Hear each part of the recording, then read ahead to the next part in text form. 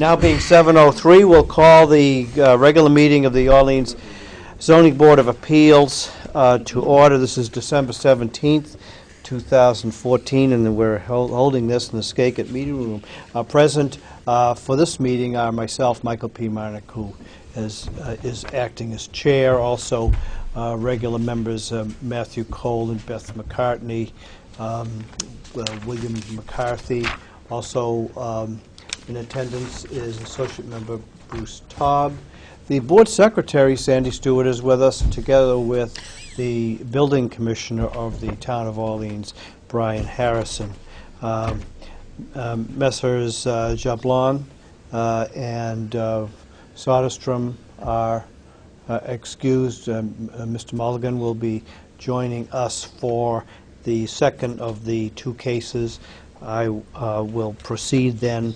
Oh, for housekeeping, we have minutes of the last meeting of the Orleans Zoning Board of Appeals was on November 5th, and we have minutes which have been circulated in its order to consider and approve them. Motion. And is there a second for the motion by Mr. McCarthy? Is there a second? Seconded. Thank you, Mr. Taub. All those in favor? The motion to approve the minutes of the November 5th, 2014 is passed unanimously. We're going to rush start to the meeting otherwise. There will I will report eventually, but the last meeting of the zoning board, the zoning bylaw task force, of which I am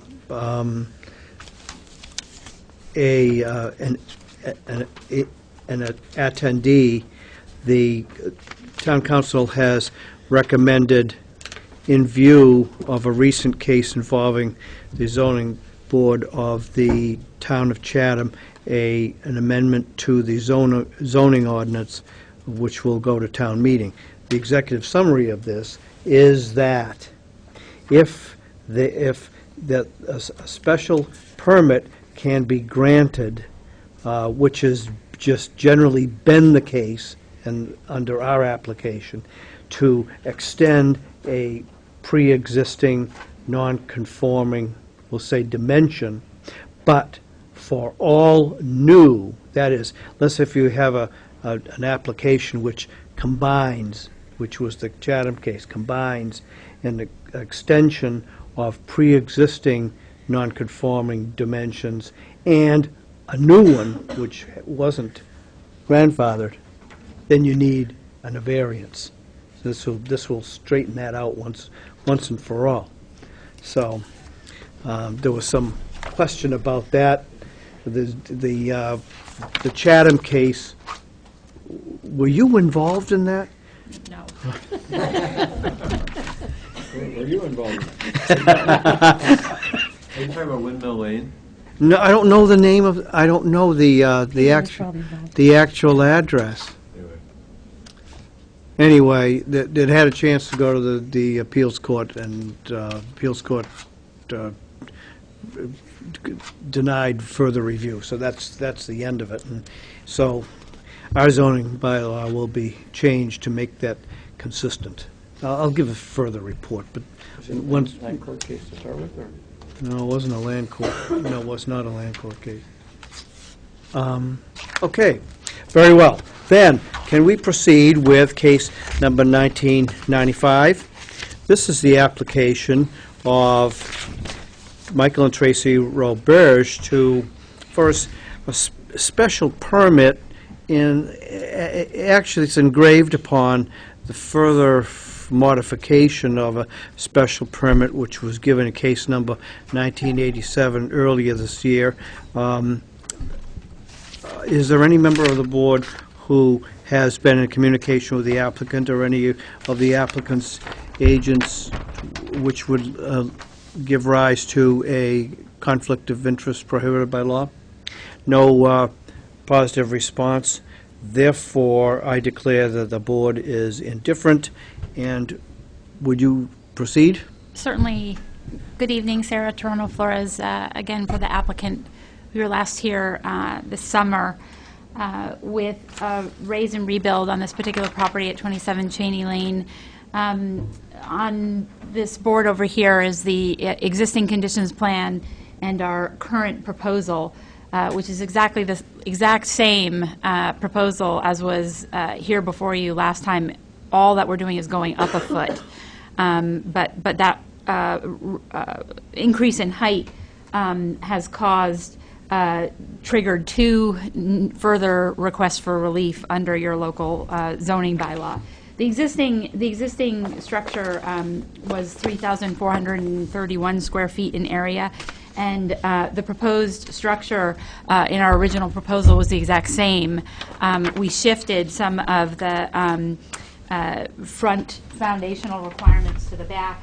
The resulting square footage was the exact same, but in the end, 12 square feet less was on the water side, moved to the rear, because primarily we were using the same foundation as the existing structure, and that was always our goal. Unfortunately, when construction commenced this fall after the family moved out for the summer, they uncovered structural defects in the foundation that made them unable to proceed with using that foundation as was originally planned.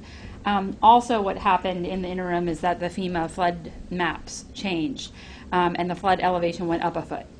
Now, to have a fully compliant basement, brand new basement under the building code, we need to raise the top of foundation elevation by 1 foot.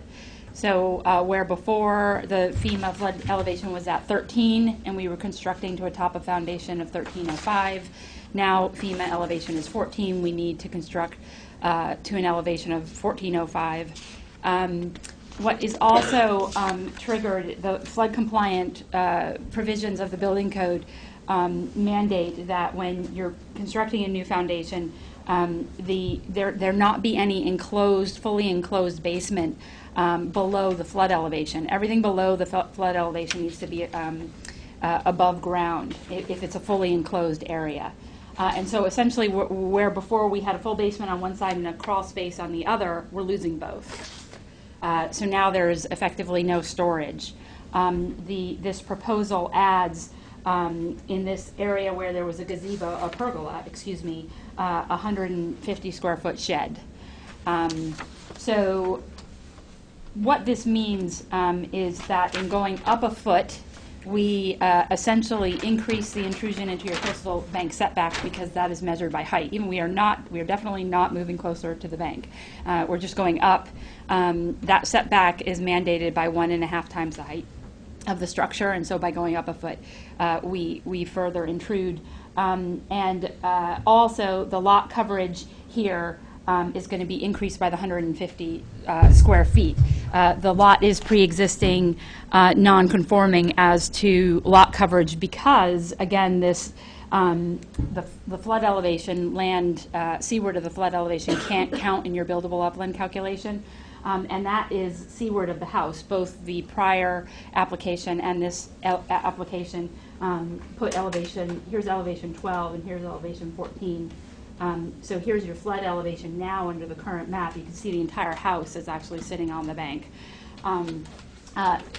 Even though the house is more than 50 feet away from what is the physical top of bank, which would be the timber bulkhead. The flood elevation marks the top of coastal bank under the State Wetlands Protection Act, which is what is defined as top of bank under your zoning bylaw. And so it's also defined as the area that can't be included in your buildable upland calculation. And so your existing buildable upland was 37.1%. With the additional 150 square feet, we're going up to 38.7% of buildable upland. So again, a 1.7% increase is what that 150 square feet translates.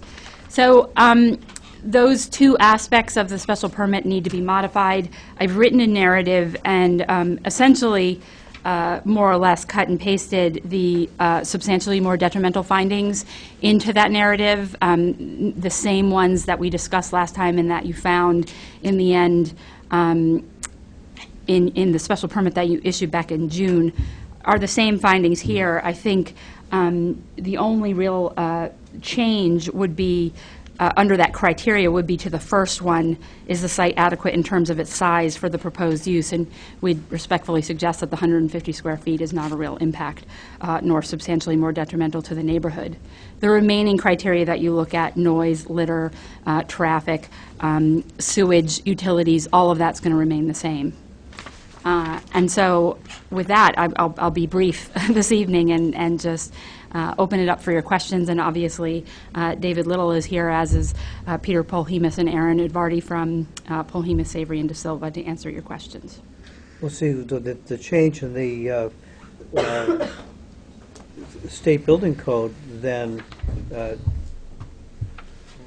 and the loss of your basement just triggered two different changes that you need from us. Yes. One which is kind of accidental because the height, because it's 1.5, then parlayed itself into another 4.2-foot intrusion. And for the life of me, I can't, from the water view, I can't tell where a foot in height Right. made any difference whatsoever. So, but the thinking, well, I would like to hear from the other members of the board and see if there's any questions. My thinking is that what we, if the board should see fit, what we do is deal with the 2 or 3 additional changes you've made and leave everything else that's not inconsistent from the earlier permit. Remain the same, yes. Sure. Right. That's what I was thinking of doing, if the board sees fit. Are there any questions from any of the board members? Mr. Top. I would like to understand how you raise the foundation 1 foot relative to the existing structure. The top of foundation elevation comes up 1 foot, so then the rest of the structure on top, sits on top of it, gets higher 1 foot. So it's literally lifted 1 foot. All the piping, all the electric, everything is extended 1 foot, as if equivalent to putting another story on, you're just adding another foot To the bottom, right. to the top of the its foundation. right. That the house will then sit on. Yes. The house has to be raised up physically. Well, it's a new house. The house is gone. It's a new house. Oh, I see. We were just keeping that footprint, particularly for Conservation Commission purposes as well as your own. It's a pre-existing non-conforming footprint. So keeping that foundation was important. But the house on top of doesn't it's gone. exist. No, I it's see. gone. Well, this was really triggered by a construction problem. Yes, yes. What you found on site was something that you didn't anticipate or could reasonably anticipate, I'm sure. That's right.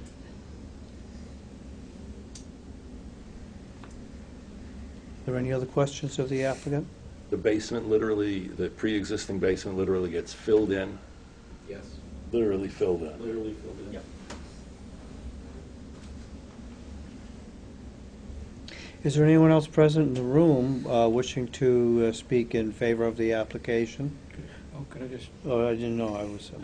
I'm sorry, Mr. McCarthy. I didn't okay. mean to cut. No, I just didn't know if we were going in All right. turn or not, but I'm just curious in looking at some of the peripheral aspects of it. It seems like certain things that were impervious before are now pervious, and I'm just curious what the thinking, given what you're really here for the building-related changes. That was all the prior application, and that was necessary to get it through conservation. Conservation's concerns obviously are in this buffer zone.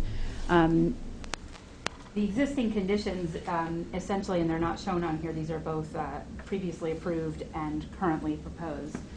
Existing conditions are grass all the way and a manicured, fertilized lawn all the way to the top of the bulkhead.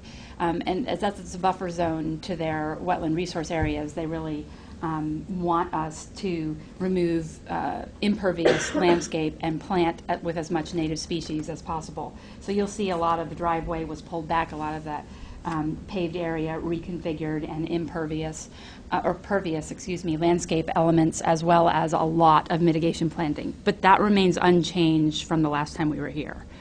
This proposal doesn't add to any of that. We were in front of the Conservation Commission and to also, because the height triggered a requirement that we go back to them. They approved it at their meeting on November 25th. They've held off for right now approving the shed because they do want us to come back with more mitigation planting, and we intend to do that when the shed's about to be constructed. I'm getting the approval for the shed now, and they know that I'm here getting the approval for the shed, so I don't have to come back and see you a second time. But at present, the additional mitigation planning that we're going to offer for the 150 square foot shed needs to be designed and probably would most likely be designed at the time that they're ready to construct it, and make sure that it's adequate for the site and addresses the concerns of the commission as well as the needs of the client. So they know we're coming back for that. All right, thank you. Well, what is the outcome of those proceedings?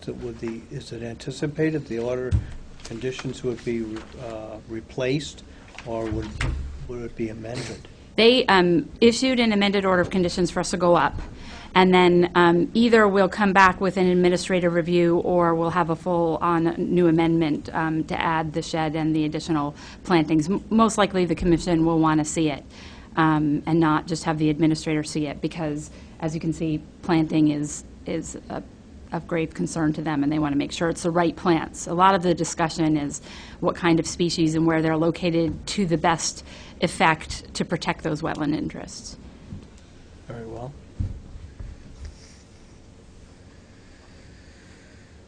So, Do you have any questions? Then I'll ask, is there anyone else present in the room wishing to speak in favor of this application? Is there anyone who wish to be heard in opposition to the application or to comment on the application generally? I hear no response unless there's further questions of the applicant. I will declare the evidence closed.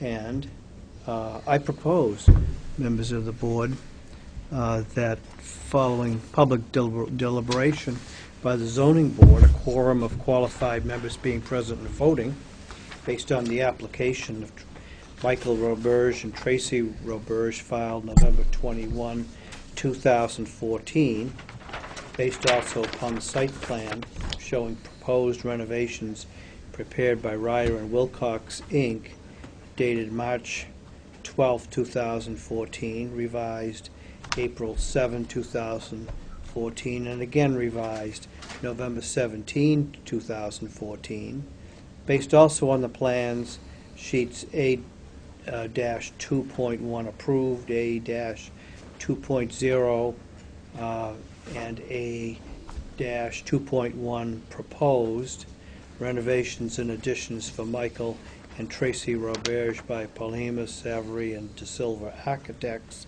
and also by, based on the order of conditions by the Conservation Commission of the Town of Orleans, dated April 30th, 2014, and any amendments to be recorded at Barnstable County Registry of Deeds. I move that the board adopt the following findings of fact. 1, the subject property, known as 27 Cheney Road, Orleans, is shown as parcel 2 on Orleans map 42 and is in a R district. 2, the present use of the property is a single-family residence with 5 bedrooms. 3, the proposed use of the property is a single-family residence with additions to the first floor and a storage shed. 4, the proposed use will not be detrimental to the established and future character of the neighborhood and will be in harmony with the general intent and purpose of the zoning bylaw. 5, the alteration and reconstruction will not be substantially more detrimental to the neighborhood than the existing structure. 6, the site is adequate in terms of size and suitable for the proposed use. The site currently supports a 5-bedroom house, and although there is 9,254 square feet of buildable upland, after construction of the additions, the final building coverage would be 3,581 square feet, or 38.7%. 7, the proposed use will have no negative impact on traffic flow or safety. 8, the proposed use will have no negative impact on the visual character of the neighborhood. The building height will increase by 1 foot from the height previously approved in case 1987. The cause of the increased height is the current flood requirements of the state building code. The consequence of the increased height is an increase of the intrusion into the coastal bank by 4.2 feet, since the setback is 1.5 times the building height. 9, the proposed use is isolated from and will have no impact on the method of sewage disposal, source of water, drainage, or water resources. A new septic system will be installed.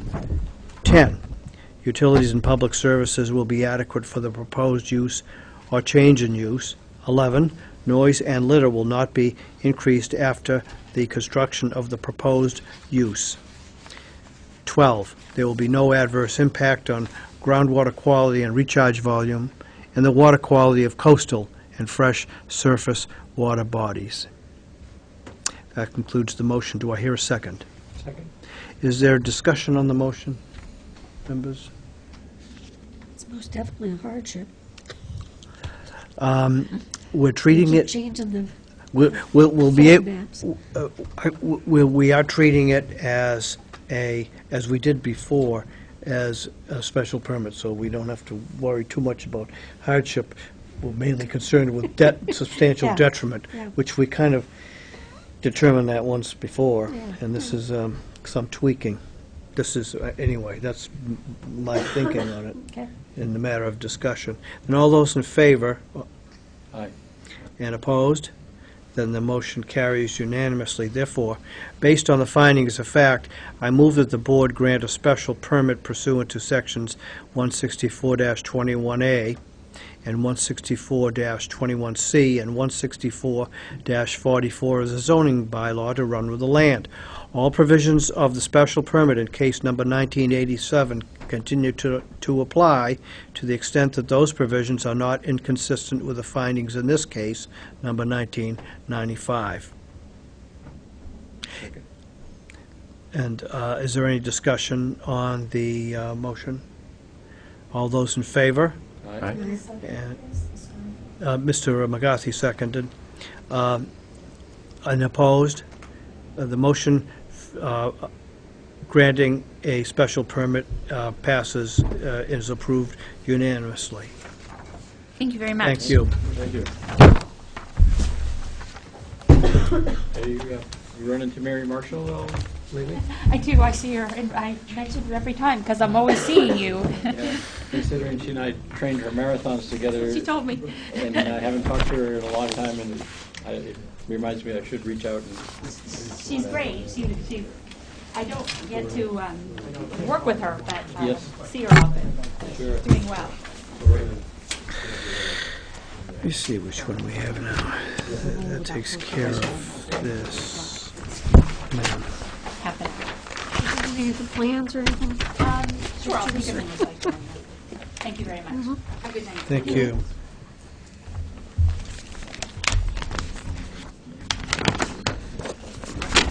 It's just us and David. Extra 2 bedrooms. Okay, so.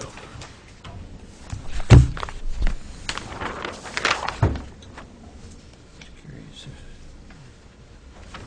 this was.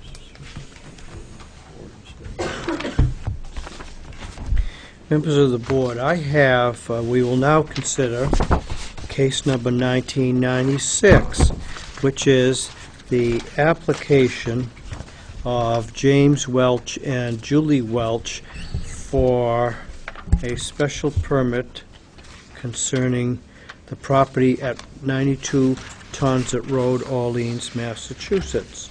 Has any member of the board the quorum is present, and has any member of the board been in communication with the applicant or any of the applicant's agents, which would, communication would result in a conflict of interest or otherwise need to be disclosed?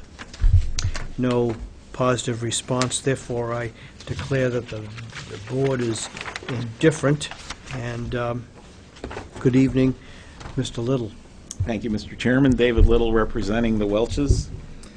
The Welches purchased this property this past year, and it's a very modest one-story cape with an attached one-car garage. And we have been to the Conservation Commission to get approval for expanding the structure within 50 feet of the top of the coastal bank, which required variances from them, but we were successful in our meetings with them. But what brings us to this board this evening is the fact that the existing dwelling is non-conforming with respect to its side yard setback on the westerly property line. It's currently 24.8 feet, setback 24.8 feet to the westerly property line. And one of the additions that we would like to do is a small addition off the southwest corner, which basically becomes a bathroom for the master bedroom in the house. And for construction purposes, we would like to extend out along the same setback that presently exists on the westerly property line. So where we are non-conforming by 2/10 of a foot presently, the expansion in that southwest corner would also be non-conforming by 2/10 of a foot. The coverage on the property goes up minimally. It's a very modest dwelling with currently 1,468 square feet, or 4.3% of the buildable upland, and the expansion will bring it up to 1,652 square feet, or 4.9% of the buildable upland. I noted the nonconformities in my special permit, and I will briefly address the criteria and then answer any of your questions. Relative to the adequacy of the site, the 1.03 acre property is adequate for the addition. The addition is located no closer to the property line than the dwelling. The site is suitable for the addition. The resulting building coverage of 1,652 square feet is only 4.9% of the buildable upland. There will be no additional impact on traffic flow or safety in the neighborhood. There will be no impact on the visual character in the neighborhood. A new Title V septic system was recently installed. The property is served by town water, and there are no drainage issues on the site. The site has the benefit and use of all available utilities and public services. There will be no noise and litter other than the temporary noise associated with construction, and a dumpster will remain on site during the project to contain construction debris. And there will be no new impact on groundwater quality, recharge volume, and water quality of coastal and freshwater bodies. And as I mentioned earlier, the Orleans Conservation Commission has issued an order of conditions for the project. That would be my presentation. Thank you very much. Let the record reflect that Associate Member Gerald Mulligan has joined the hearing, and case number 1996. Mr. Mulligan, the presentation by Mr. Little in executive summary says that the landowner wishes to make 3 changes which would result in additional area on the buildings. That is totaling 184 square feet. And the change, which is they're mainly concerned with and why they're in here looking for relief, is that they're not coming any closer, but they already have a setback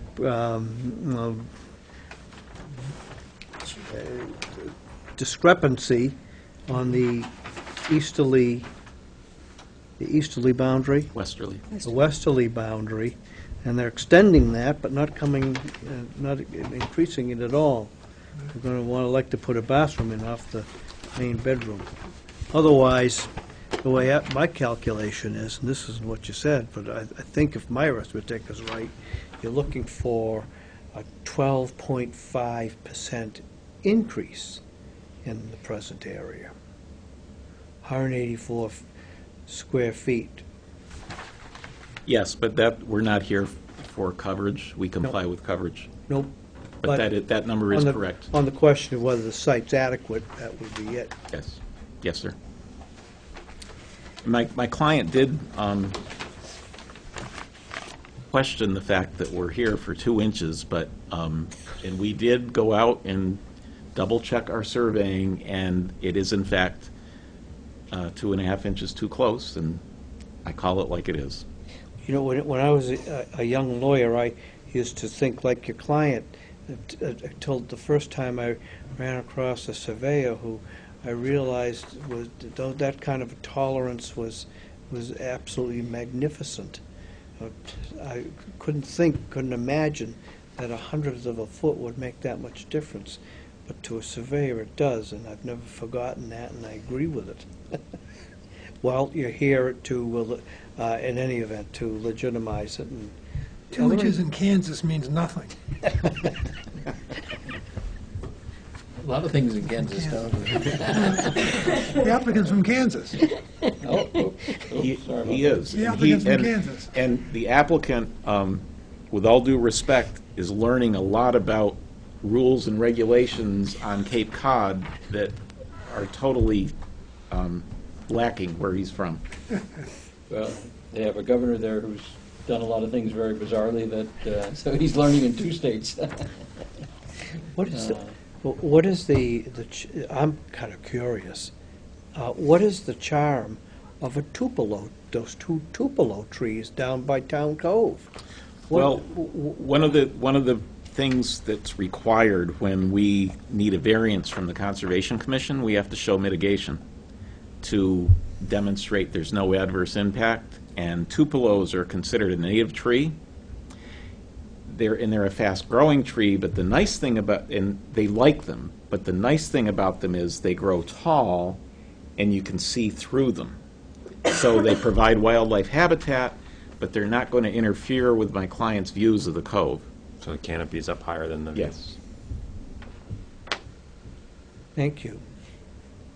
And I'm curious, on the 164-21C, it's because it's pre-existing non-conforming that, because it doesn't, if I read it, I don't think you're doing anything that alters what's paragraph C talks about. Well, we're taking advantage of the existing nonconformity and building to it. We're not creating a new nonconformity, but we are matching the existing nonconformity, and that's why I'm here. Well, you'd have to be here even if that nonconformity was less, as long as it was greater than the required setback. So there could have been that 24.9, and even though the presently it's set back 24.8, but you still have to be here because the new addition, the new structure violates, even though it's not closer. Do you follow me? Yes, I would agree with that. But C versus A, I could well be missing the nuance. But Well, if we were not creating we are creating a new nonconformity. We're not increasing it, but we're creating a new nonconformity which requires a special permit. And I talked with my client, if we had moved this over 2.5 inches and it was 25 feet off the property line, Mr. Harrison would have been able to grant a building permit without coming here.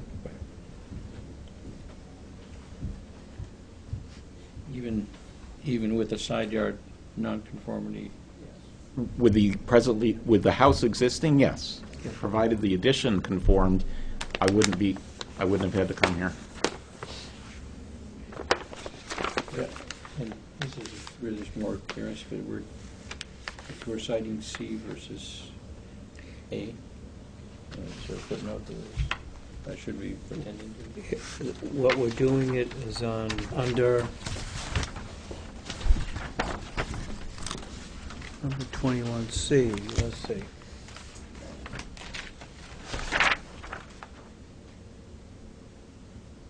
(164.3)(C). Yeah, that's where it is, it's 164, 3C2, that's where it is. But then also, you were citing 164. So it will be 164, 21A is the Oh, requirement. that's, And we're giving relief really under Right. 64, 3. Which, members of the board, that's what will be changed Right. come town meeting, if the town meeting sees to approve that proposed bylaw. Wouldn't have affected this case, though. no. So maybe said differently, the existing structure is non-conforming for multiple reasons. The addition is non-conforming based on one reason, right? Yeah. So the existing structure is non-conforming based on the setback to the top of the coastal bank, which is the 21C you were asking about previously. Yeah, But we're the not- addition needs relief under 3C, which is the setback issue, 3C1. Yep. I guess lastly, is 164-43 versus the 44 for the special permit? That's just the section of the bylaw that refers to the zoning board of appeals and... That's just a basic, For our power to. yeah, that rule is, that? that's the general enabling, I think, Bill. That's the complete that's just the section for ZBA. Yeah. It gives you the, Yep. But you wouldn't cite 44 because you're getting it under a different section? Getting it under 3C, right? 164, 44. I don't Yeah, know. special permit. So that's why, right, you only caught my, Yep. That doesn't affect, I mean, the correct number out of it's 44. I apologize for that. It's okay. yeah. It's And all I right. was thinking, I was misreading the two. I think we're entitled to give you relief where it belongs, even though you may, assuming that the public isn't misled, which it's not. Any other questions of the applicant? Mr. Todd? I'll just educate myself at Mr. Little's expense. The site plan that I'm looking at says proposed additions, and there are multiple additions. These have all been previously ruled on, and the only one we're here for is the one at the back of the two-bedroom dwelling. Is that correct? I think Yeah, I Mr. believe Little so. would, Mr. Little would probably say that there are 3 actual structural additions, only one of which requires relief here. If he moved it over 2.5 inches, he wouldn't be here. Correct. Okay. If you moved it 2.5 inches this way, under the new bylaw, you're gonna do a variance, because he's just adding volume and not intensifying the special permit. So the only reason that he's coming in, Mr. Todd, is because that new structure on that westerly boundary is equivalent to a non-conforming setback dimension. Of the 25-foot. Right, everything else, the applicant is entitled to without coming here. Thank you. Are there any other questions? Is there anyone present who wishes to speak in favor of, in opposition to, or commenting on the application generally? No response, therefore I declare the hearing closed.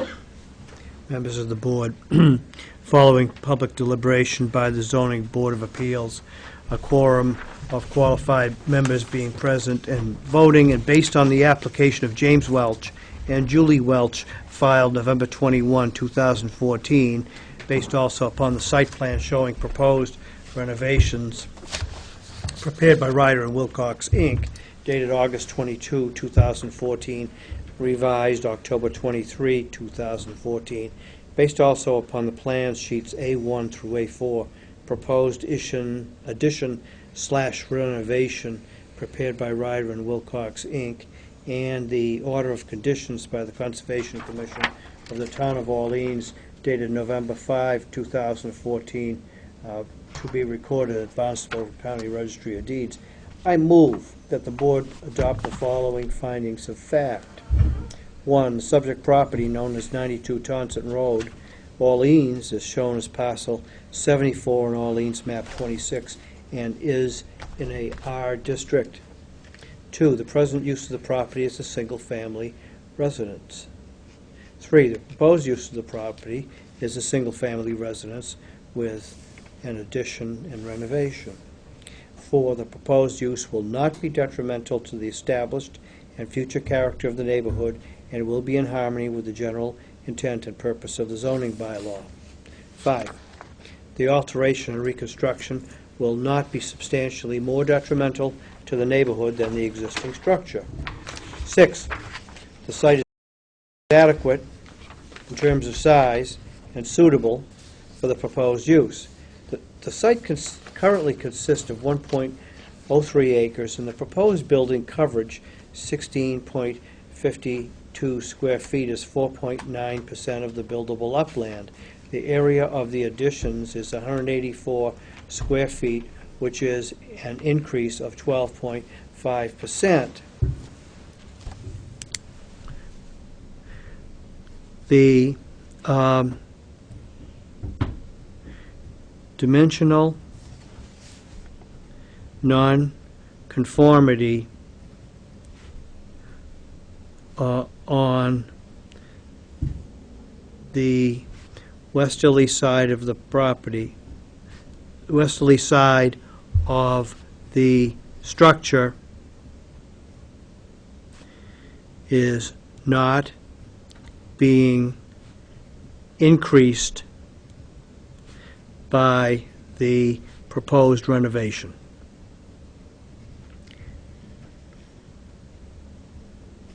Seven, the proposed use will have no negative impact on traffic flow or safety. 8, the proposed use will have no negative impact on the visual character of the neighborhood.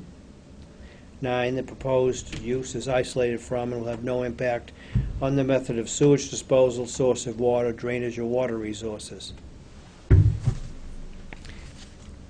10, utilities and public services will be adequate for the proposed use. 11, noise and litter will not be increased after construction of the proposed use. 12, there will be no adverse impact on groundwater quality and recharge volume and the water quality of coastal and fresh surface water bodies. Is there a second on the motion for findings of fact? Second. And now we'll have discussion on the motion. Hearing no discussion, we'll move to a vote. All those in favor? Aye. And opposed? Motion carries unanimously. Then, members of the board, based on the findings of fact, I move that the board grant a special permit pursuant to sections 164-21A and 164-44 of the zoning bylaw to run with the land. Is there a second? Second. Any discussion on the motion? All those in favor? Aye. And opposed? The motion to grant a special permit is granted by unanimous vote. Thank you, Thank Mr. you. Little. How did they get here from Kansas? By inch. Yeah, right. They have a car that they leave here. No, I mean, are the families from here, or? How do they find Cape Cod and New Orleans from Kansas? I believe Mrs. Welch is from the Northeast. A long way to come for a swim. Well, he's a radiologist, and I guess he has a very good team he can leave behind in Kansas and work hard while he's here. That's a good specialty for that.